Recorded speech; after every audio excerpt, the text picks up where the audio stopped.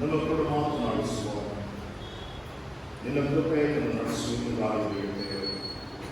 ಮಾತನಾಡುವಂತೆ ನೀನು ಮಾತನಾಡುತ್ತಿರುವಾಗ ಹೇಳುವುದಕ್ಕಾಗಿ ಸ್ತೋತ್ರ. ಕ್ರಿಸ್ತನ ಪರಿಶುದ್ಧ ಹೆಸರಿನಲ್ಲಿ ಈ ಪರಿಶುದ್ಧ ಆರಾಧನೆಯಲ್ಲಿ ನಮಗೆ ದೇವರ ಸ್ತುತಿಸುವುದಕ್ಕೂ ಕೊಂಡಾಡುವುದಕ್ಕೂ ಅವರ ವಾಕ್ಯಗಳನ್ನು ಧ್ಯಾನ ಮಾಡುವುದಕ್ಕೂ ಸದಾವಕಾಶಕ್ಕಾಗಿ ನಾನು ಯಾವ ದೇವರಿಗೆ ಸ್ತೋತ್ರ ಸಲ್ಲಿಸ್ತೇನೆ. ನೆರೆದು ಬಂದಂಥ ತಮ್ಮೆಲ್ಲರೂ ಕೂಡ ಯೇಸುಕ್ರಿಸ್ತನ ಪವಿತ್ರ ಹೆಸರಿನಲ್ಲಿ ನಾನು ಸ್ತೋತ್ರಮಾಡುತ್ತೇನೆ. ಈ ದಿವಸಕ್ಕೆ ನೇಮಕವಾದ ದೇವರ ವಾಕ್ಯದ ಭಾಗ ಸಭೆ ಪರಿವರ್ತನೆ ಹೊಂದಿದ ಸಮಯ ಎಂಬುದು. ಪ್ರೀತಿಯುಳ್ಳ ದೇವರೇ, ಈ ದಿವಸ ಕಡೆಯ ಭಾನುವಾರ, ಈ ತಿಂಗಳ ಕಡೆಯ ದಿವಸ. ಬಹುತೇಕ ಸಭೆಗಳಲ್ಲಿ ಇಷ್ಟೇ ವಿರಳವಾದ ಸಭೆಗಳು. ಕಾರಣ ನಮ್ಮ ಉತ್ಸಾಹ ತಿಂಗಳ ಕಡೆಯಲ್ಲಿ ಯಾವಾಗಲೂ ಕೂಡ ಕುಗ್ಗಿ ಹೋಗುವುದು ಸಹಜ. ಹಾಗೆಯೇ ನಮ್ಮ ದೈನಂದಿನ ಜೀವಿತಗಳಲ್ಲಿ ಕೂಡ ಬೆಳಗ್ಗೆ ಇರುವಂಥ ಉತ್ಸಾಹ ಮಲಗುವ ಸಮಯದಲ್ಲಿ ಇರಲಿಕ್ಕೆ ಇಲ್ಲ. ಎಲ್ಲವನ್ನ ಕಳೆದುಕೊಂಡು ಉತ್ಸಾಹವಿಲ್ಲದ ಜೀವಿತದಲ್ಲಿ ನಾವು ಉಳಿಸಿಕೊಂಡಿದ್ದೇವೆ. ಹಾಗೆಯೇ ನಮ್ಮ ಬದುಕಿನಲ್ಲಿಯೂ ಕೂಡ ಕ್ರಿಸ್ತನನ್ನು ನಾನು 40 ವರ್ಷದ ಹಿಂದೆ ಕಂಡುಕೊಂಡೆ, ಈಗ ಉತ್ಸಾಹ ಕಡಿಮೆಯಾಗಿದೆ ಎನ್ನುವ ಸ್ಥಿತಿಯಲ್ಲಿ ಕ್ರೈಸ್ತರು ಇರುವುದಾದರೆ ಇವತ್ತಿನ ದೇವರ ವಾಕ್ಯದ ಸಂದೇಶ ಒಂದು ಹುಳಿ ಹಿಟ್ಟಿಗೆ ಪರಲೋಕ ರಾಜ್ಯವು ಹೋಲಿಕೆಯಾಗಿದೆ. ಕಾರಣ ನಮ್ಮಲ್ಲಿರುವಂತಹ ಅನೇಕ ಸ್ಥಿತಿಗತಿಗಳು ಹುಳಿಯೋಪಾದಿಯಲ್ಲಿ ಇವೆ. ನಮ್ಮ ಜೀವಿತಗಳನ್ನು ಅದು ಪರಿಪಕ್ವ ಮಾಡುವುದಕ್ಕೆ ಬಿಡದೆ ಆ ಪರಲೋಕ ರಾಜ್ಯದ ಭಾಗ್ಯವನ್ನು ಪಡೆಯಲು ಸುರು ಮಾಡುವಂಥ ಪ್ರಯತ್ನಗಳನ್ನು ಹಾಳು ಮಾಡುತ್ತಾ ಅನೇಕ ವೇಳೆ ನನಗೂ ನನ್ನ ದೇವರಿಗೂ ನಿಕಟವಾದಂಥ ಸಂಬಂಧದಲ್ಲಿ ಹುಳಿ ಇಡುವಂಥ ಬಿರುಕು ಬಿಡುವಂಥ ಅನೇಕ ಸ್ಥಿತಿಗತಿಗಳನ್ನು ತಂದು ಒಡ್ಡುವಂಥ ಕೃತ್ಯಗಳು ನಮ್ಮಲ್ಲಿ ಇರಲಿಕ್ಕೆ ಸಾಧ್ಯ.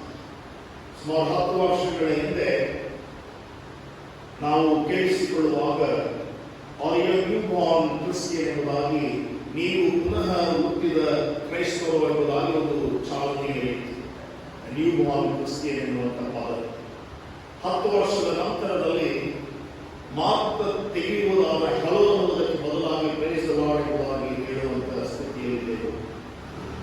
ಈಗ ಎರಡೂ ಚಾಲನೆಯಲ್ಲಿಲ್ಲ. ಕಾರಣ ಕುಗ್ಗಿ ಹೋಗಿರುವಂತಹ ಸ್ಥಿತಿಗತಿಗಳು.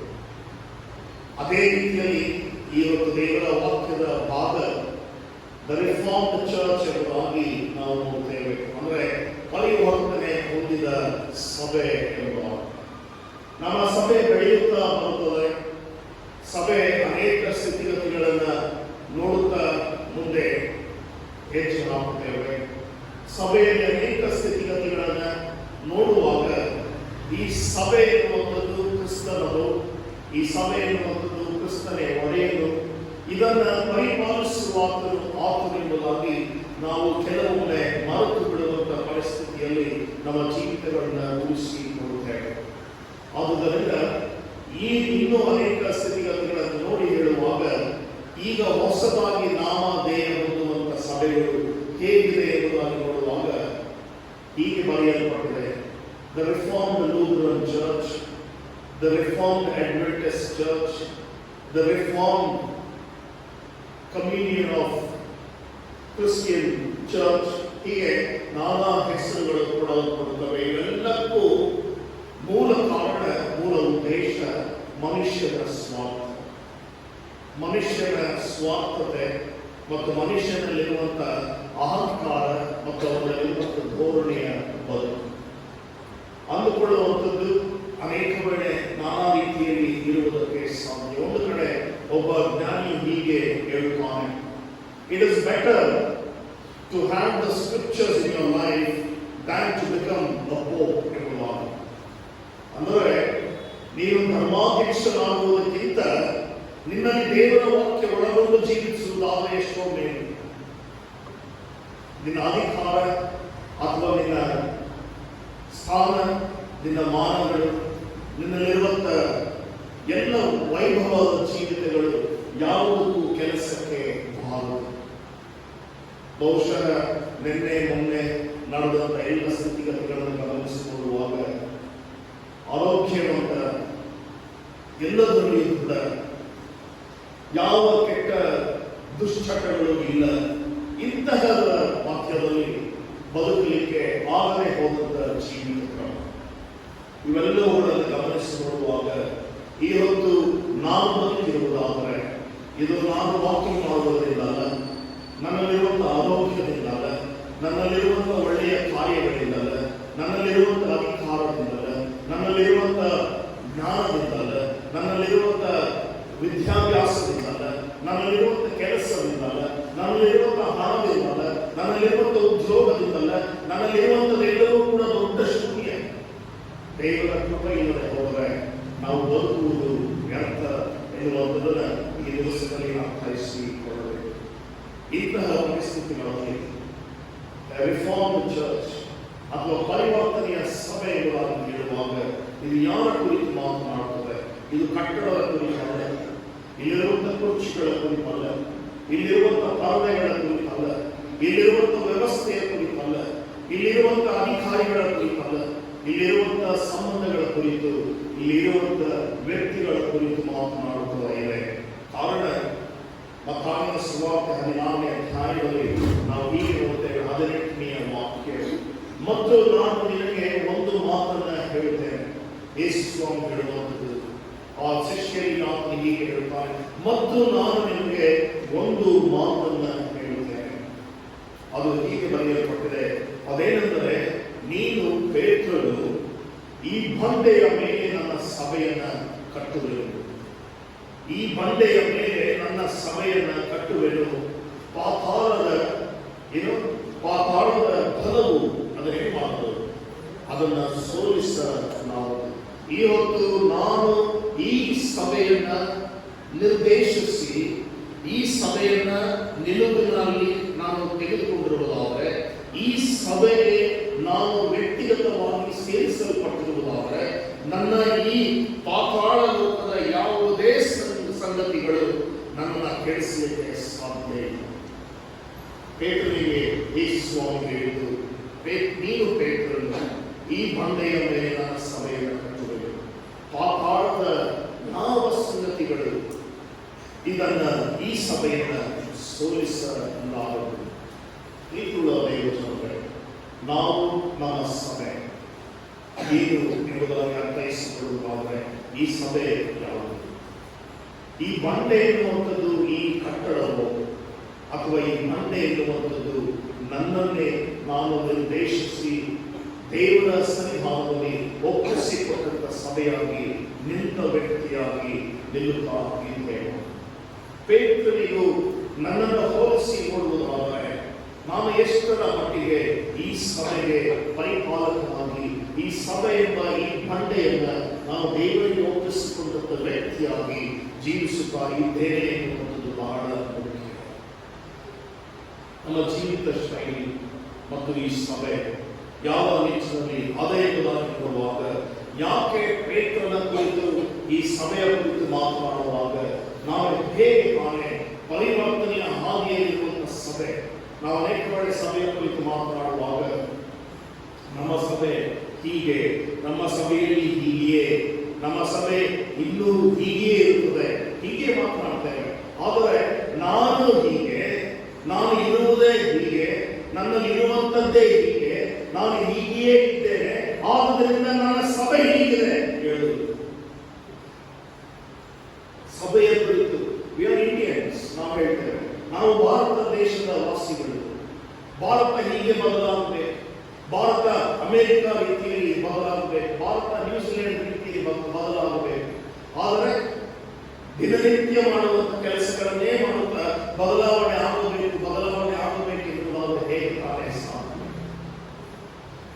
ಬದಲಾವಣೆ ನನ್ನಿಂದ ಬಾರದ ಹೊರತು, ಬದಲಾವಣೆ ನನ್ನಲ್ಲಿ ಆಗದ ಹೊರತು ನಾನು ಮತ್ತೊಬ್ಬನಲ್ಲಿ ಬದಲಾವಣೆ ಹೊಂದುವುದಕ್ಕೆ ಸಾಧ್ಯ ಇಲ್ಲ. ಈ ದಿನದ ಪರಿಸ್ಥಿತಿಗಳನ್ನು ಗಮನಿಸಿ ನೋಡುವಾಗ ಶಾಲೆಗೆ ಹೋಗುವಂತ ಮಕ್ಕಳಿಗೆ ನಾವು ಹೇಳ್ತೇವೆ, ಇವರ ಎಜುಕೇಶನ್ ಎಲ್ಲ ಹೋಯಿತು ಎಂಬುದಾಗಿ. ಎಲ್ಲಿ ಹೋಯಿತು? ಎಲ್ಲೂ ಹೋಗಲಿಲ್ಲ, ನಾವೇ ಕೆಡಿಸ್ತಾ ಇದ್ದೇವೆ. ಮಾಲ್ ಕರ್ಕೊಂಡು ಹೋಗ್ತೇವೆ, ಸಿನಿಮಾ ಥಿಯೇಟರ್ಗಳಿಗೆ ಕರ್ಕೊಂಡು ಹೋಗ್ತೇವೆ, ಅಂಗಡಿಗಳಲ್ಲಿ ಕರ್ಕೊಂಡು ಹೋಗ್ತೇವೆ, ಎಲ್ಲ ಕಡೆ ಮಕ್ಕಳನ್ನ ಸುತ್ತಿಸ್ತೇವೆ. ಸ್ಕೂಲ್ ಬಂದ್ರಪ್ಪ ಅಂದ್ರೆ ಬೇಡ ಬೇಡ ಕೊರೋನಾ ಇದೆ, ಪ್ಯಾಂಡಮಿಕ್ 19 ಹೇಳುವಾಗಿದೆ. ಇದು ನನ್ನ ವ್ಯಕ್ತಿಗತವಾದಂತಹ ಅನುಭವ, ಇದನ್ನು ಹಂಚಿಕೊಳ್ಳುತ್ತಾ ಇದ್ದೇನೆ. ಇಲ್ಲಿರುವ ಮಕ್ಕಳು ಕೂಡ ಇಲ್ಲಿಗೂ ಸಭೆಗಳಿಗೂ ಬರ್ತೇವೆ, ಹೊರಗಡೆಗೂ ಹೋಗ್ತೇವೆ, ಪಾರ್ಕ್ಗಳಿಗೆ ಹೋಗ್ತೇವೆ, ಮ್ಯೂಸಿಕ್ ಕ್ಲಾಸ್ ಹೋಗ್ತೇವೆ, ಜಿಮ್ಗೆ ಹೋಗ್ತೇವೆ, ಎಲ್ಲ ಕಡೆ ಇಲ್ಲ ಮಕ್ಕಳು, ಎಲ್ಲಿಲ್ಲ.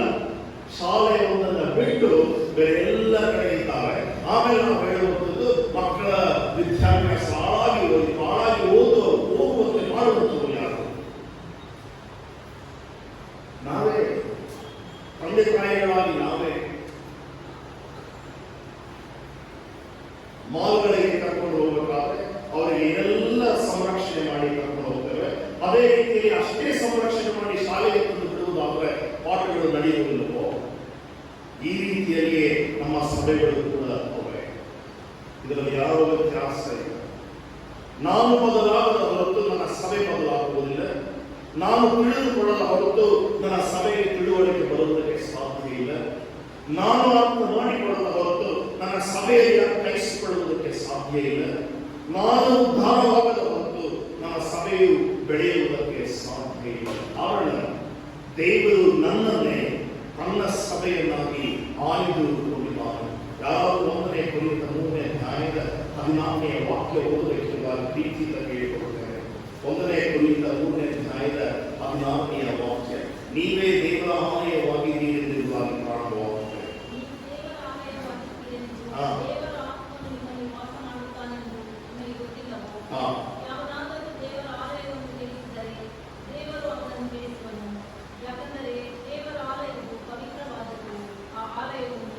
ದೇವರ ವಾಕ್ಯ ಹೇಳುತ್ತದೆ, ನೀವೇ ದೇವರ ಆಲಯವಾಗಿದ್ದೀರಿ ಎಂಬುದು. ದೇವರ ಆತ್ಮನು ನಿಮ್ಮಲ್ಲಿ ವಾಸ ಮಾಡುತ್ತಾನೆ ಎಂಬುದಾಗಿ ಗೊತ್ತಿಲ್ಲವೋ? ಯಾವನಾದರೂ ದೇವರ ಆಲಯವನ್ನು ಕೆಡಿಸಿದರೆ ನಾನು ಅವನನ್ನ ಕೆಡಿಸುವುದು. ಯಾಕೆ? ದೇವರ ಆಲಯವು ಪವಿತ್ರವಾದುದು, ಆ ಆಲಯವು ನೀವೇ ಎಂಬುದಾಗಿ ಬರೆಯಲ್ಪಟ್ಟಿದೆ. ಒಂದು ಕಡೆ ಪೇತ್ರನ ಕುರಿತು ಸಭೆ ನಿನ್ನ ಮೇಲೆ ಕಟ್ಟಿದ್ದೇನೆ, ಪಾತಾಳದ ಯಾವ ಸಂಗತಿಗಳು ಕೂಡ ಅವುಗಳನ್ನು ಸೋಲಿಸಲಾರವೆಂಬುದಾಗಿ ಬರೆಯಲ್ಪಟ್ಟಿದೆ. ಮತ್ತೊಂದು ಕಡೆ ಪೌಲನು ಕೊರಿಂಥ ಸಮಯದಲ್ಲಿ ಬರೆಯುವಾಗ ನೀವೇ ದೇವರ ಆಲಯವಾಗಿದ್ದೀರಿ ಎಂದು ಅರ್ಥ ಮಾಡಿಕೊಳ್ಳಿರಿ, ನಿಮ್ಮಲ್ಲಿ ದೇವರು ವಾಸ ಮಾಡುತ್ತಾನೆ ಎಂಬುದಾಗಿ ಅರ್ಥ ಮಾಡಿಕೊಳ್ಳಿರಿ. ನೀವು ಸಭೆಗಳನ್ನ ಕಟ್ಟುವಾಗ ಈ ದೇವರ ಆಲಯದ ಕುರಿತು ಚಿಂತನೆ ಮಾಡಿ, ಅಂದರೆ ನಿಮ್ಮ ಕುರಿತು ನೀವು ಚಿಂತನೆ ಮಾಡಿರಿ. ನಿಮ್ಮಲ್ಲಿರುವಂತಹ ಸಭೆಯನ್ನ ಉದ್ಧಾರ ಮಾಡುವುದಕ್ಕೋಸ್ಕರ ಚಿಂತೆ ಮಾಡಿರಿ ಎಂಬುದಾಗಿ ಬರೆಯುತ್ತಾನೆ. ಇದಕ್ಕೆ ಕಾರಣಗಳು 2 ರೀತಿಯಲ್ಲಿ ಅವೆ. ದಯಮಾಡಿ ಒಂದು ವಾಕ್ಯವನ್ನು ನಿಮ್ಮ ಮುಂದೆ ಇಷ್ಟಪಡುತ್ತಾರೆ. 1 ಪೇತ್ರ 1ನೇ ಅಧ್ಯಾಯದ 19ನೇ ವಾಕ್ಯ. 1 ಪೇತ್ರ 1ನೇ ಅಧ್ಯಾಯದ 19ನೇ ವಾಕ್ಯದಲ್ಲಿ ನಾವು ಹೀಗೆ ನೋಡ್ತೇವೆ. ಬಹಳ ಅರ್ಥಗರ್ಭಿತವಾದ ದೇವರ ವಾಕ್ಯದ ಭಾಗ.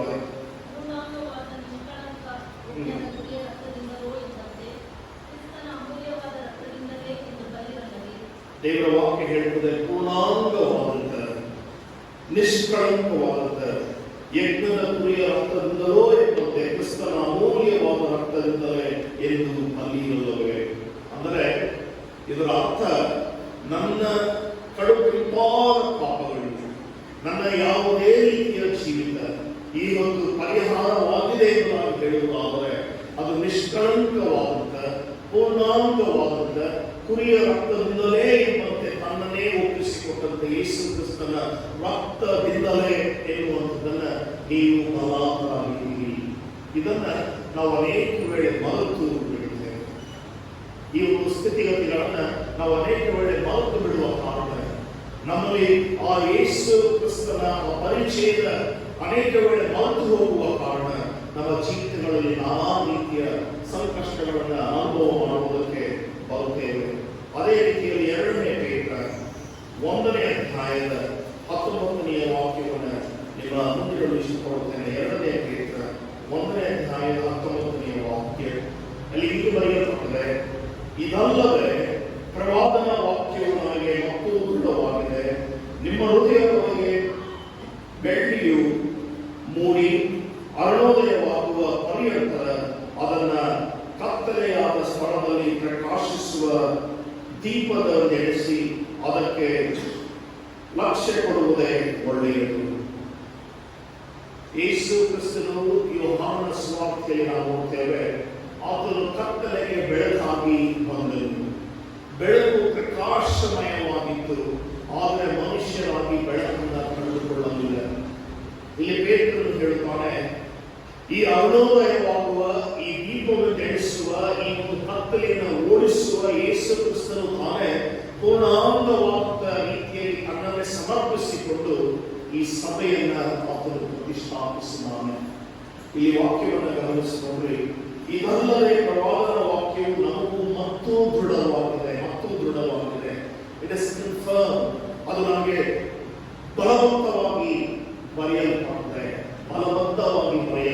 ಅದರಲ್ಲಿ ಯಾವ ಸಂದೇಹ ಇಲ್ಲ, ಮತ್ತು ದೃಢವಾಗಿದೆ.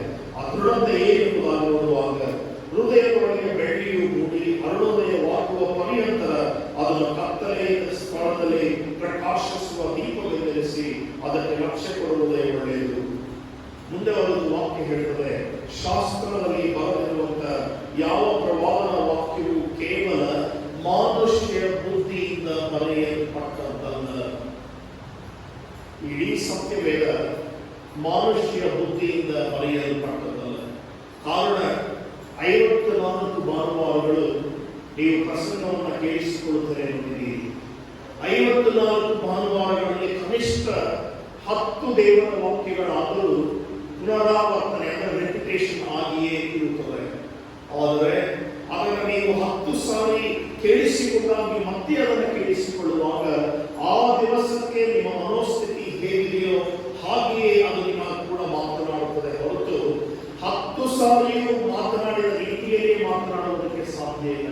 ಇದಕ್ಕೆ ಮತ್ತೊಂದು ಉದಾಹರಣೆ, 7 ವಾಕ್ಯಗಳು ಬದಲಾಗಲಿಲ್ಲ. ಆದರೆ ಇಷ್ಟು ವರ್ಷದಿಂದ ಕೇಳಿಸಿಕೊಳ್ತಾರೆ ಬಂದಿದ್ದೇವೆ. ಆವತ್ತೂ ಕೂಡ ಸಂಪ್ರದಾಯವಾಗಿ 7 ವಾಕ್ಯಗಳು ಇವತ್ತಿದೆ. ಶುಭ ಶುಕ್ರವಾರ ಆರಾಧನೆಗೆ ಬಂದಂತವರು ಎಂಬುದಾಗಿ ಒಂದು 40% ತೆಗೆದು ಬಿಸಾಕಿದ್ರು. ಇನ್ನು 60% ಬರುವಂತ ಜನರು ವಾಕ್ಯ ಕೇಳಿಸಿಕೊಳ್ಳುವುದಕ್ಕೆ ಬರುವುದಾದರೆ ಅದರಲ್ಲಿ ಏನೋ ಒಂದು ಅರ್ಥ ಇದೆ. ಅದು ಈ ವಾಕ್ಯದ ಹಿನ್ನೆಲೆ. ಪ್ರವಾದನ ವಾಕ್ಯಗಳು ಮಾನುಷ್ಯ ಬುದ್ಧಿಯಿಂದ ಬರೆಯಲ್ಪಟ್ಟದಲ್ಲ. ಆ ವಾಕ್ಯವನ್ನು ಮುಂದುವರಿದು ನೀವು ನೋಡುವುದಾದರೆ ಮುಖ್ಯವಾಗಿ ತಿಳಿದುಕೊಳ್ಳಿ. ಯಾಕೆಂದರೆ ಯಾವ ಪ್ರವಾದನೆಯು ಎಂದೂ ಮನುಷ್ಯರ ಚಿತ್ತದಂತೆ ಉಂಟಾಗಲಿಲ್ಲ. ಮನುಷ್ಯರು ಪವಿತ್ರಾತ್ಮ ಪ್ರೇರಿತರಾಗಿ ದೇವರಿಂದ ಹೊರಟಿದ್ದನ್ನೇ ಬರೆಯುವಂತವರಾದರೂ ಆದ ಕಾರಣ ಈ ವಾಕ್ಯಗಳು ಬರೆಯಲ್ಪಟ್ಟಿವೆ ಎಂಬುದಾಗಿ ದೇವರ ವಾಕ್ಯದ ಮೂಲಕ ನಾವು ಅರ್ಥೈಸಿಕೊಳ್ಳುತ್ತೇವೆ.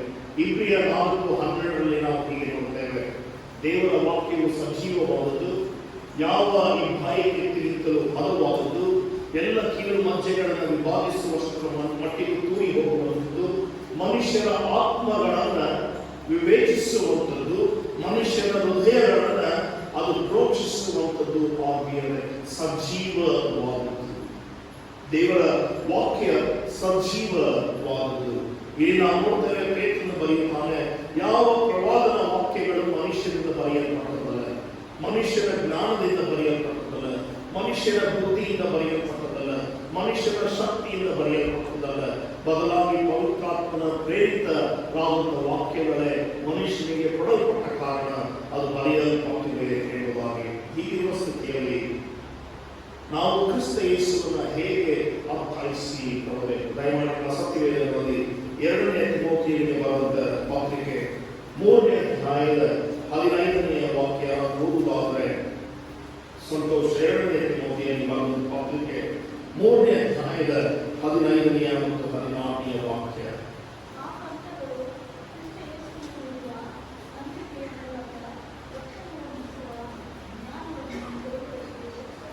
ಆ ಗ್ರಂಥಗಳು ಯಾವ ಗ್ರಂಥಗಳು? ಪವಿತ್ರಾತ್ಮ ಪ್ರೇರಿತರಾಗಿ ಬರೆಯಲ್ಪಟ್ಟ ಗ್ರಂಥಗಳು. ಯೇಸು ಕ್ರಿಸ್ತನು ಬೆಳಕುಗಾಗಿ ಬರೆಯಲ್ಪಟ್ಟ ಗ್ರಂಥವು ಯಾವುದು? ಪವಿತ್ರಾತ್ಮ ಪ್ರೇರಿತರಾಗಿ ಮನುಷ್ಯರಿಗೆ ಕೊಡಲ್ಪಟ್ಟಂತ ಗ್ರಂಥಗಳು. ಆ ಗ್ರಂಥಗಳು ಕ್ರಿಸ್ತ ಯೇಸುವಿನಲ್ಲಿರುವ ನಂಬಿಕೆಯ ಮೂಲಕ ರಕ್ಷಣೆಯನ್ನು ಹೊಂದಿಸುವ ಜ್ಞಾನವನ್ನು ಕೊಡುವುದಕ್ಕೆ ಶಕ್ತವಾಗಿದೆ. ಜ್ಞಾನವನ್ನು ಕೊಡುವುದಕ್ಕಷ್ಟೇ ಶಕ್ತವಾಗಿದೆ. ಅದನ್ನು ಪರಿಪಾಲಿಸುವುದು ನನ್ನ ಆದ್ಯ ಕರ್ತವ್ಯ. ಅನೇಕ ವೇಳೆ ನಾವು ನೋಡ್ತೇವೆ, ಒಬ್ಬ ಮಗಳನ್ನ ನಾವು ಬೆಳೆಸುವಾಗ ಸಂಡೇ ಸ್ಕೂಲಿಗೆ ಕಳಿಸ್ತೇವೆ. ಭಯಭಕ್ತಿಯಲ್ಲಿ 10ನೇ ತರಗತಿವರೆಗೆ ಮಗನನ್ನು ಸಂಡೇ ಸ್ಕೂಲಿಗೆ ಕಳಿಸ್ತೇವೆ. ಮಗಳು ಕಾಲೇಜು ಬಿಟ್ಟು ಹತ್ತಿದ ಅಕ್ಷರ ಅವರು ಕೈಬಿಟ್ಟು ಹೋದರು ಎನ್ನುವಂಥ ಸ್ಥಿತಿಯಲ್ಲಿ ನಮ್ಮ ಬದುಕನ್ನು ನಾವು ನೋಡಿಕೊಳ್ಳುತ್ತೇವೆ. ಕಾರಣ ಕೇಳುವ ಮಾತು ಕೇಳುವುದಿಲ್ಲ, ಅಲ್ಲಿ ವಿಧೇಯತೆ ಎನ್ನುವಂಥದ್ದು ಇರುವುದಿಲ್ಲ. ಬದಲಾಗಿ ವಾದ ವಿವಾದಗಳು, ಕೇಳುವಂಥ ಸ್ಥಿತಿಗತಿಗಳು. ನಾವು ಅನೇಕ ವೇಳೆ ನಾನು ಹೀಗಿದ್ದೆ ನೀನು ಹೀಗಿಲ್ಲ ಎಂಬುದಾಗಿ ಹೇಳುವಾಗ ಅವರು ಒಂದೇ ಒಂದು ಸಣ್ಣ ಉತ್ತರ ಕೊಡುವಂಥದ್ದು ಜನರೇಷನ್ ಗ್ಯಾಪ್ ಅಷ್ಟೇ. ಆದರೆ ಪರಿಪಾಲಿಸುವಂಥ ವಾಕ್ಯಗಳ ಹಿನ್ನೆಲೆಯಲ್ಲಿ ಯಾಕೆ ಹೀಗೆ ಎಂಬುದಾಗಿ ನಾವೆಲ್ಲರೂ ಗಮನಿಸಿ ನೋಡುವುದಾದರೆ ದಯಮಾಡಿ ಇನ್ನೊಂದು ವಾಕ್ಯವನ್ನು ಗಮನಿಸಿ ನೋಡಿರಿ. 14ನೇ ವಾಕ್ಯ, ದೈವ ಪ್ರೇರಿತವಾದಂಥ ಪ್ರತಿಯೊಂದು ವಾಕ್ಶಾಸ್ತ್ರವು ಉಪದೇಶಕ್ಕೂ ಖಂಡನೆಗೂ ತಿದ್ದುಪಾಟಿಗೂ ನೀತಿ ಪಾತ್ರಕ್ಕೂ ಉಪಯುಕ್ತವಾಗಿದೆ. ನಾವೇನ್ ಮಾಡುವುದಿಲ್ಲ, ಈ 4 ಕಾರ್ಯಗಳನ್ನು ನಾವು ನಮ್ಮ ಮಕ್ಕಳಿಗೆ ಮಾಡದೆ ಹೋದ ಕಾರಣ ಅವರು ಕೈಬಿಟ್ಟು ಹೋದರು ಎನ್ನುವಂಥ ಸ್ಥಿತಿಯಲ್ಲಿ ನಾವು ಕೂರುತ್ತೇವೆ. ಇದಕ್ಕೆ ಉತ್ತರ ಗಮನಿಸಿ ನೋಡ್ರಿ. ದೇವರ ವಾಕ್ಯ ಬಹಳ ಚಂದವಾಗಿ ನಮ್ಮ ಕೂಡ ಮಾತನಾಡುತ್ತದೆ. ದೈವ ಪ್ರೇರಿತವಾದಂತಹ ಪ್ರತಿಯೊಂದು ಶಾಸ್ತ್ರವು ಉಪದೇಶಕ್ಕೂ ಖಂಡನೆಗೂ ತಿದ್ದುಪಾಟಿಗೂ ಮತ್ತು ನೀತಿ ಶಿಕ್ಷೆಗೂ ಅದು ಉಪಯುಕ್ತವಾಗಿದೆ. ನಾನು ಯಾವಾಗ ಉಪದೇಶಿಸುವುದಿಲ್ಲ, ನಾನು ಯಾವಾಗ ಖಂಡಿಸುವುದಿಲ್ಲ, ನಾನು ಯಾವಾಗ ಗದರಿಸುವುದಿಲ್ಲ, ನಾನು ಯಾವಾಗ ನೀತಿ ಶಿಕ್ಷೆಯನ್ನು ಮಾಡುವುದಿಲ್ಲ, ಆವಾಗ ನಾನು ದೇವರಿಗೆ ವಿರುದ್ಧವಾಗಿ ನಡೆದುಕೊಂಡ ಕಾರಣ, ದೇವರ ವಾಕ್ಯಕ್ಕೆ ವಿರುದ್ಧವಾಗಿ ನಡೆದುಕೊಂಡ ಕಾರಣ ನಾವು ಶಿಕ್ಷೆಯನ್ನು ಅನುಭವಿಸುವಂಥದ್ದು ಶ್ರೇಷ್ಠ. 2 ಉದಾಹರಣೆ ನಮ್ಮ ಸತ್ಯವೇದದಲ್ಲಿ ಇದೆ. ಒಂದು ಎಲಿಯನ ಸಂಗತಿ. ಎಲಿಯನಿಗೆ ದೇವರು ಹೇಳುತ್ತಾನೆ, ನಿನ್ನ ಇಡೀ ವಂಶವನ್ನು ನಾನು ನಿರ್ನಾಮ ಮಾಡುತ್ತೇನೆ, ಕಾರಣ ನೀನು ನಿನ್ನ ಮಕ್ಕಳನ್ನು ಹತೋಟಿಗೆ ತೆಗೆದುಕೊಳ್ಳದೆ ಅವರನ್ನು ನೀನು ನನ್ನ ಮಾರ್ಗದಲ್ಲಿ ಬೆಳೆಸಲಿಲ್ಲ. ಅವರು ಮಾಡಿದ ತಪ್ಪು ನಿನಗೆ ಅರಿವಾದರೂ ಕೂಡ ನೀನೇನು ಮಾಡಿದೆ? ಸುಮ್ಮನಿದ್ದಿ. ಅವರನ್ನು ಗದರಿಸಲಿಲ್ಲ, ಅವರನ್ನು ಶಿಕ್ಷಿಸಲಿಲ್ಲ, ಅವರನ್ನು ನೀನು ತಿದ್ದುಪಾಟು ಮಾಡಲಿಲ್ಲ. ಆದುದರಿಂದ ನಾನು ನಿನಗೆ ಏನನ್ನ ನಾನು ಕೊಡಬೇಕೆಂಬುದಾಗಿ ನಿರ್ಧರಿಸಿದೆನೋ ಅವುಗಳನ್ನು ಹಿಂದಕ್ಕೆ ತೆಗೆಯುತ್ತೇನೆ.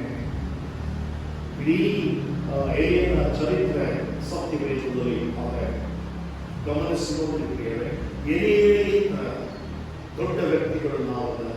ಎಲಿಯನನ್ನು ದೇವರು ಆರಿಸಿದರು.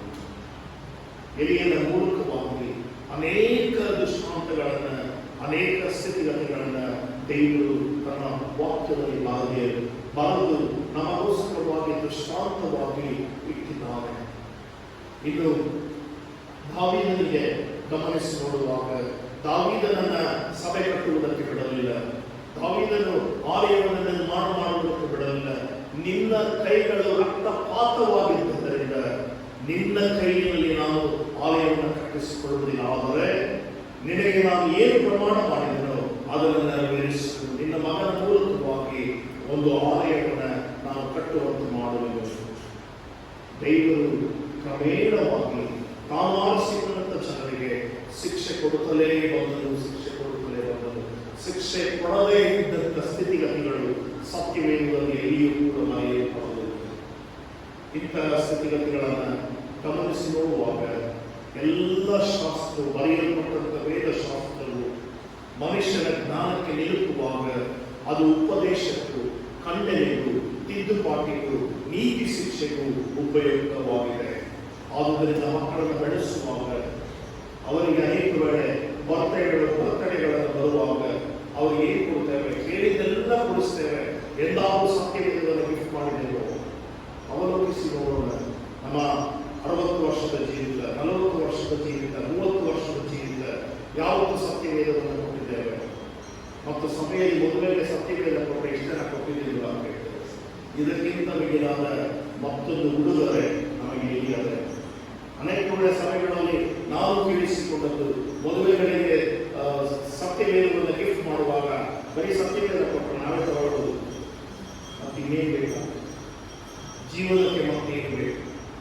ದೇವರ ಶಾಸ್ತ್ರ, ದೇವರ ವಾಕ್ಯ ನಮಗೆ ಬೇಡದೆ ಹೋದರೆ ಬದುಕಿನಲ್ಲಿ ಏನನ್ನು ಕೂಡ ಹೊಂದಿಕೊಳ್ಳುವುದಕ್ಕೆ ಅಸಾಧ್ಯ. ದಯಮಾಡಿ ಈ ವಾಕ್ಯವನ್ನು ಗಮನಿಸಿಕೊಂಡ್ರೆ 17ನೇ ವಾಕ್ಯ 2ನೇ ತಿಮೋಥಿ 3ನೇ ಅಧ್ಯಾಯದ 17ನೇ ವಾಕ್ಯ, ಆದುದರಿಂದ ದೇವರ ಮನುಷ್ಯನು ಪ್ರವೀಣರಾಗಿ ಸಕಲ ಸತ್ಕಾರ್ಯವನ್ನ ಏನು ಮಾಡುತ್ತಾನೆ?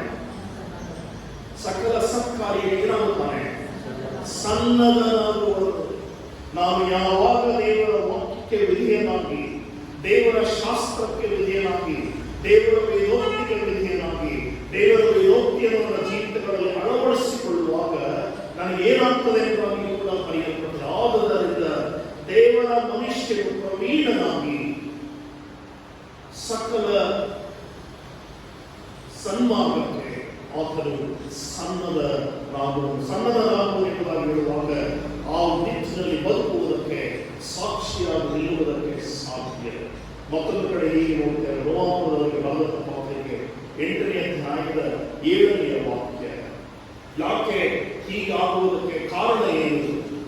ಹೀಗಾಗುವುದಕ್ಕೆ ಕಾರಣ ಏನು? ಇದಾಗುವುದಕ್ಕೆ ನಾನು ದೇವರ ವಾಕ್ಯಗಳನ್ನು ಅಳವಡಿಸಿ ನನ್ನ ಜೀವಿತದಲ್ಲಿ ನಡೆಸುವಾಗ ಏನಾಗುವುದು ನನ್ನ ಜೀವಿತದಲ್ಲಿ ಬದಲಾವಣೆ ಎಂಬುದಾಗಿ ನೋಡುವಾಗ ರೋಮಾಪುರದವರಿಗೆ ಬರೆದ ಪತ್ರಿಕೆ 8ನೇ ಅಧ್ಯಾಯದ 7ನೇ ವಾಕ್ಯದಲ್ಲಿ ನಾವು ಹೀಗೆ ನೋಡ್ತೇವೆ. ಯಾಕೆಂದರೆ ಶರೀರ ಭಾವಗಳ ಮೇಲೆ ಮನಸ್ಸಿರುವಂಥದ್ದು ದೇವರಿಗೆ ಏನಾಗಿದೆ? ಶತ್ರುತ್ವವು, ದೇವರಿಗೆ ಶತ್ರುತ್ವವು. ಮತ್ತು ಅಂತ ಮನಸ್ಸು ದೇವರ ನಿಯಮಕ್ಕೆ ಒಳಪಡುವುದೂ ಇಲ್ಲ, ಒಳಪಡುವುದಕ್ಕೆ ಆಗುವುದೂ ಇಲ್ಲ.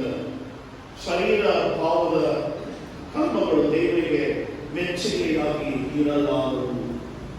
ಯಾವಾಗ ನಾವು ದೇವರ ವಾಕ್ಯಕ್ಕೆ ವಿಧೇಯರಾಗುತ್ತೇವೋ ಆಗ ನಾವು ನಮ್ಮ ಶರೀರದ ಆಶೆಗಳಿಂದ ದೂರವಾಗಿ ಇರುವುದಕ್ಕೆ ಸಾಧ್ಯ. ದೇವರಿಗೆ ನಾವು ಶರೀರ ಭಾಗವಾಗಿ ಒಪ್ಪಿಸಿಕೊಡುವುದಾದರೆ ಅದು ದೇವರಿಗೆ ಮೆಚ್ಚುಗೆಯಾದ ಯಜ್ಞ ಅಲ್ಲ. ಆ ಶತ್ರುತ್ವವು ನನಗೂ ನಮ್ಮ ದೇವರಿಗೆ ಬೆಳೆಯುವುದಕ್ಕೆ ಸಾಧ್ಯ. ಹೀಗಾಗಿ ಆ ದೇವರ ಸಂವಿಧಾನದಲ್ಲಿ ಸಭೆ ಎಂಬುದಾಗಿ ಹೇಳುವಾಗ ನನ್ನ ಜೀವಿತದಲ್ಲಿ ನಾನು ಅನೇಕ ಬದಲಾವಣೆಗಳನ್ನು ಹೊಂದಿಕೊಂಡ ಮನುಷ್ಯನಾಗಿ ಬದುಕಬೇಕಾಗುವುದು ಅವಶ್ಯಕ. ರಿಫಾರ್ಮ್ ಇಂಡಿವಿಜುವಲ್ ಅಥವಾ ನನ್ನ ರಿಫಾರ್ಮ್ ರಿಲೇಶನ್ಶಿಪ್ ಕ್ರೈಸ್ಟ್ ಎಂಬುದಾಗಿ ಹೇಳುವಾಗ ನಾನು ನನ್ನನ್ನು ಪರಿವರ್ತನೆಯ ಹಾದಿಯಲ್ಲಿ ನಡೆಸಿಕೊಳ್ಳಬೇಕಾಗುವುದು ಬಹಳ ಬಹಳ ಅವಶ್ಯಕ. ಹೀಗಾಗಿ ಏನಾಗ್ತದೆ, ಅನೇಕ ವೇಳೆ ನಾನು ಹೀಗೆ ಮಾಡುವುದಾದರೆ ಏನಾಗ್ತದೆ, ಹಾಗೆ ಮಾಡುವುದಾದರೆ ಏನಾಗ್ತದೆ ಎಂಬುದಾಗಿ ಕೇಳಿಕೊಳ್ಳುತ್ತೇವೆ. ಏನಾಗ್ತದೆ ಎಂಬುದಾಗಿ ನೋಡಿ ಪ್ರಕಟಣೆಯ ಪುಸ್ತಕ 12ನೇ ಅಧ್ಯಾಯದ 17ನೇ ವಾಕ್ಯ. ಪ್ರಕಟಣೆಯ ಪುಸ್ತಕ 12ನೇ ಅಧ್ಯಾಯದ 17ನೇ ವಾಕ್ಯ. ಯಾವುದು ಓದುವಾಗ ಸಂತೋಷ.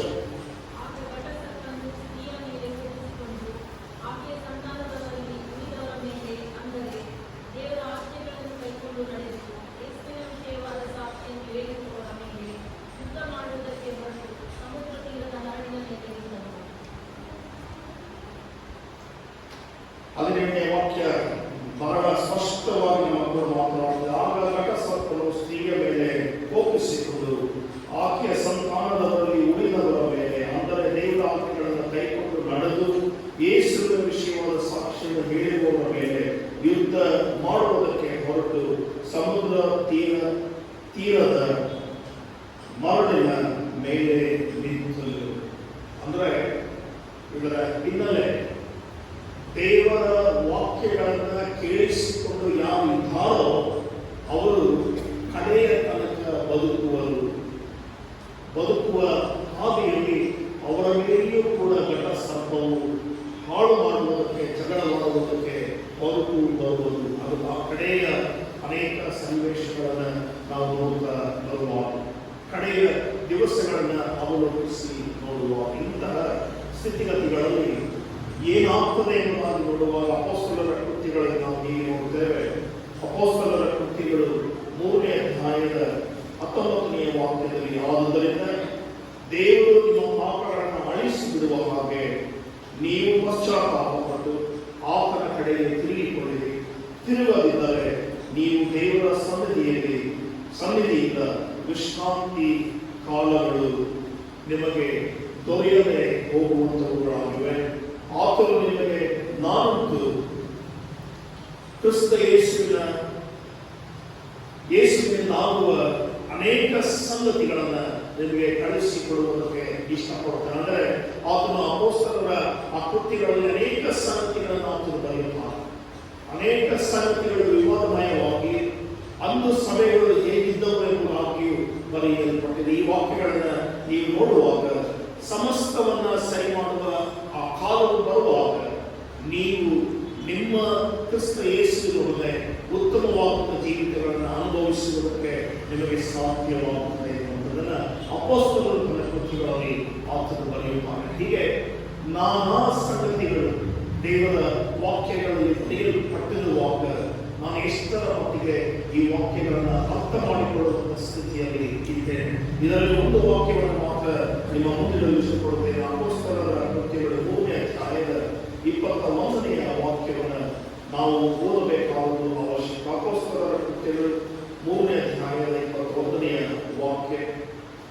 ಆ ವಾಕ್ಯದ ಹಿನ್ನೆಲೆ ಮತ್ತು ಅದರ ಮುನ್ನುಡಿಯನ್ನು ನಾವು ಗಮನಿಸಿ ನೋಡುವಾಗ ಅರ್ಥಗರ್ಭಿತವಾಗಿ ದೇವರ ವಾಕ್ಯವು ಹೀಗೆ ಬರೆಯಲ್ಪಟ್ಟಿದೆ. ಸಮಸ್ತವನ್ನ ಸರಿ ಮಾಡುವ ಕಾಲವು ಬರುವ ತನಕ ಪರಲೋಕವೇ ಆ ಕ್ರಿಸ್ತನ ಸ್ಥಾನವಾಗಿರಬೇಕು. ಆ ಕಾಲದ ವಿಷಯವಾಗಿ ದೇವರು ಪೂರ್ವದಲ್ಲಿದ್ದ ತನ್ನ ಪರಿಶುದ್ಧ ಪ್ರವಾದಿಗಳ ಬಾಯಿಂದ ಹೇಳಿಸುತ್ತಾನೆ. ಇದರ ಅರ್ಥ ಈ ಹೊತ್ತು ಯೇಸುವು ಆ ಕಾಲವು ಬರುವ ತನಕ ಪರಲೋಕವೇ ಆತನ ಸ್ಥಾನವಾಗಿರಬೇಕು. ಆತನು ಪರಲೋಕದ ಸ್ಥಾನ ಅಧಿಪತಿಯಾಗಿ ಆತನು ಅಲ್ಲಿ ಆ ಕಾಲವು ಬರುವ ತನಕ ಪರಲೋಕವು ಆತನ ಸ್ಥಾನವಾಗಿರಬೇಕೆಂಬುದಾಗಿ ಬರೆಯಲ್ಪಟ್ಟಿದೆ. ಅಂದರೆ ಆತನು ಆ ಸ್ಥಾನವನ್ನು ಬಿಟ್ಟು ಬರುವುದಕ್ಕಿದ್ದಾನೆ. ಆತನ ಎರಡನೆಯ ಬರೋಣದಲ್ಲಿ ನಾನು ಎಷ್ಟರ ಮಟ್ಟಿಗೆ ನನ್ನನ್ನು ಸಿದ್ಧಪಡಿಸಿಕೊಂಡಿದ್ದೇನೆ. ಇದು ಬಹಳ ಪ್ರಾಮುಖ್ಯವಾದಂಥ ಅಂಶ. ಆದುದರಿಂದ ನಾನು ಸಭೆಯಾಗಿ ಪರಿವರ್ತನೆ ಹೊಂದುವ ರೀತಿಯಲ್ಲಿ ನನ್ನ ಜೀವಿತವನ್ನು ನಡೆಸಬೇಕಾಗುವುದು ಅವಶ್ಯಕ. ಕಡೆಯದಾಗಿ 2ನೇ ಥೆಸಲೋನಿಕದವರಿಗೆ ಬರೆದಂತಹ ಪತ್ರಿಕೆ 2ನೇ ಅಧ್ಯಾಯ 1 ಮತ್ತು ಕೆಲವು ವಾಕ್ಯಗಳನ್ನು ನಿಮ್ಮ ಮುಂದೆ ಇಷ್ಟಪಡುತ್ತೇನೆ. 2ನೇ ಥೆಸಲೋನಿಕ 2ನೇ ಅಧ್ಯಾಯ 1ನೇ ವಾಕ್ಯ. ಸಹೋದರರೇ, ನಮ್ಮ ಕರ್ತನಾದ ಯೇಸು ಕ್ರಿಸ್ತದ ಪ್ರತ್ಯಕ್ಷತೆಯ ವಿಷಯವಾಗಿಯೂ ನಾವು ಆತನ ಬಳಿಯಲ್ಲಿ ಕೂಡಿಕೊಳ್ಳುವುದರ ವಿಷಯವಾಗಿಯೂ ನಿಮ್ಮನ್ನು ಬೇಡಿಕೊಳ್ಳುವುದೇನೆಂದರೆ, ಕರ್ತನ ದಿನವು ಈಗಲೇ ಹತ್ತಿರವಾಗಿದೆ ದೇಹ ಆತ್ಮ ಪ್ರೇರಿತವಾದ ನುಡಿ ಇಲ್ಲಿ ಇದೆ ಎಂದಾಗಲಿ, ಪೌಲನು ಹಾಗೆ ಹೇಳಿದರೆಂದಾಗಲಿ, ಪೌಲನು ಹಾಗೆ ಬರೆದರೆಂದಾಗಲಿ ಯಾರಾದರೂ ಹೇಳಿದರೂ ನೀವು ಬೇಗನೆ ಬುದ್ಧಿ ಕೆಟ್ಟು ಚಂಚಲರಾಗಿ ಕೇಳುವವರಾಗಿರಬೇಡಿ. ಇದು ಎಚ್ಚರಿಕೆಯ ಮಾತು. ಅನೇಕ ವೇಳೆ ನಾವು ನೋಡ್ತೇವೆ, ಅನೇಕ ಸ್ಥಿತಿಗತಿಗಳು ಮನುಷ್ಯನ ಜೀವಿತದಲ್ಲಿ ಬರಲಿಕ್ಕೆ ಸಾಧ್ಯ. ಅನೇಕ ಸ್ಥಿತಿಗತಿಗಳು ಬರುವಾಗ ವಿಶೇಷವಾಗಿ ನಮ್ಮ ಜೀವಿತದಲ್ಲಿ ಕೆಡಕು, ನೋವು, ಸಂಕಟ, ದುಃಖ ಇಂತಹ ಸ್ಥಿತಿಗತಿಗಳು ಬರುವಾಗ ನಾವು ಕ್ರಿಸ್ತನನ್ನು ಬಿಟ್ಟು ಸ್ವಲ್ಪ ದೂರ ಹೋಗುವಂಥದ್ದು ಸಹಜ. ಆದರೆ ಅಂತಹ ಸ್ಥಿತಿಗತಿಗಳು ಒದಗಿ ಬರುವಾಗಲೂ ವಿಶೇಷವಾದಂಥ ನಂಬಿಕೆಯೊಡನೆ ದೇವರನ್ನು ಹಿಡಿದುಕೊಳ್ಳಬೇಕಾಗುವುದು ಅವಶ್ಯಕ. ಕಾರಣ ದೇವರಿಲ್ಲದೆ ಮನುಷ್ಯನು ಇರಲಿಕ್ಕೆ ಸಾಧ್ಯ ಇಲ್ಲ.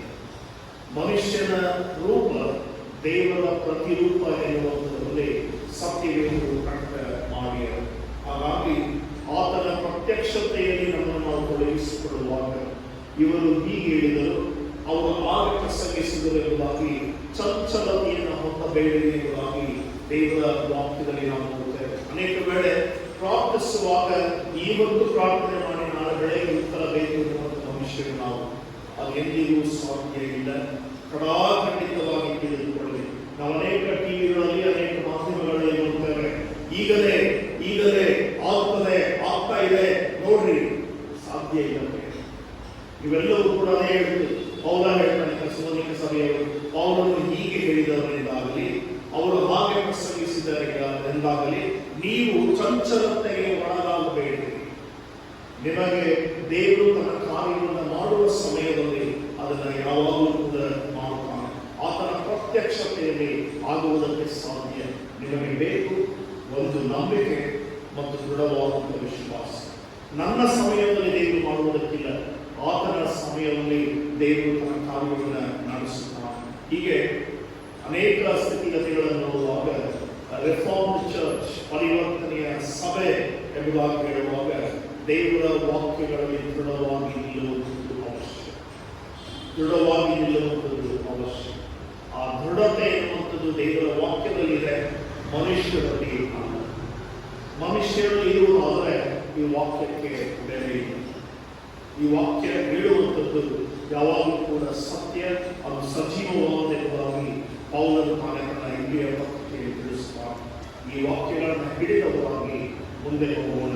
ಈ ವಾಕ್ಯಕ್ಕಿಂತ ಮಿಗಿಲಾದಂಥ ಸಂಗತಿ ಮತ್ತೊಂದು ಜೀವಿತದಲ್ಲಿ ಇರುವುದಕ್ಕೆ ಸಾಧ್ಯ. ಹಾಗಾಗಿ ದೇವರ ಸಭೆ ಎನ್ನುವಂಥದ್ದು ನಾನು ಪರಿವರ್ತನೆಯ ಹಾದಿಯಲ್ಲಿ ಬದುಕಬೇಕಾಗುವುದು ನನ್ನ ಕರ್ತವ್ಯ ಎಂಬುದಾಗಿ ಅರ್ಥೈಸಿಕೊಂಡು ದೇವರಿಗೆ ನಮ್ಮನ್ನು ಒಪ್ಪಿಸಿಕೊಂಡು ಆ ಪರಿವರ್ತನೆಯ ಹಾದಿಯನ್ನು ಹಿಡಿದು ನಮ್ಮ ಜೀವಿತಗಳನ್ನು ನಡೆಸುವ ದೇವರು ತಾನೇ ಆಶೀರ್ವದಿಸಿ ನಡೆಸಲಿ. ಆಮೇಲೆ ತಂದೆಯಾದ ದೇವರೇ ವಾಕ್ಯ ಪ್ರಾರ್ಥಿಸಿ ನಮ್ಮ ಸಮಯದಲ್ಲಿ ಕೆಲಸ ಮಾಡುವುದಲ್ಲ, ಬದಲಾಗಿ ನಿನ್ನ ಸಮಯದಲ್ಲಿ ಕೆಲಸ ಮಾಡುವ ಆ ಸಮಯವು ಬಾರದೆ ನಾವು ಏನು ಮಾಡಲಿಕ್ಕೆ ಅಸಾಧ್ಯ. ದೃಢವಾದಂಥ ವಿಶ್ವಾಸ, ನಂಬಿಕೆ ಹಿಡಿದು ನಿನ್ನ ಬಳಿ ಬರುವಾಗ ನೀವು ಎಲ್ಲವನ್ನ ನಿನ್ನ ಸಮಯದಲ್ಲಿ ನಿನ್ನ ಚಿತ್ತಕ್ಕನುಸಾರವಾಗಿ ನೆರವೇರಿಸಿಕೊಳ್ಳುವಂಥದ್ದು ನೀನು ಆಹ್ವಾನಿಸುವಾಗ ಸ್ತೋತ್ರ ಸಲ್ಲಿಸ್ತೇವೆ. ಆ ನಿಟ್ಟಿನಲ್ಲಿ ನಮ್ಮ ಬದುಕನ್ನು ಕೂಡ ಸಭೆಯಾಗಿ ನೀನು ಕಟ್ಟುವಾಗ ಪೇತ್ರನೇ ಬಂಡೆಯ ಈ ಬಂಡೆಯ ಮೇಲೆ ನನ್ನ ಸಭೆಯನ್ನು ಕಟ್ಟುವುದೆಂಬುದಾಗಿ ಹೇಳಿ ಆ ನಿಟ್ಟಿನಲ್ಲಿ ನಾವು ಕೂಡ ನಾನು ಒಪ್ಪಿಸಿಕೊಳ್ತೇವೆ. ಸಭೆಯ ಪಾಲಕರು ನಾವಿದೆ, ಸಭೆಯ ಹಿಂದಿಗೆ ನಮ್ಮನ್ನು ಸೇರಿಸಿದೆ. ಆ ಹಿಂದಿನ ಪರಿಪಾಲಕರಲ್ಲಿ ನಮ್ಮನ್ನು ಒಪ್ಪಿಸಿಕೊಳ್ತೇವೆ. ಆಶೀರ್ವದಿಸಿ ಬಲಪಡಿಸಿ ನಡೆಸು. ಇದರ ಚಿತ್ತವೇ ನಮ್ಮ ಜೀವಿತಗಳಲ್ಲಿ ನೆರವೇರಲಿ. ಕ್ರಿಸ್ತನ ನಾಮದಲ್ಲಿ ಬೇಡಿಕೊಳ್ಳುತ್ತೇವೆ.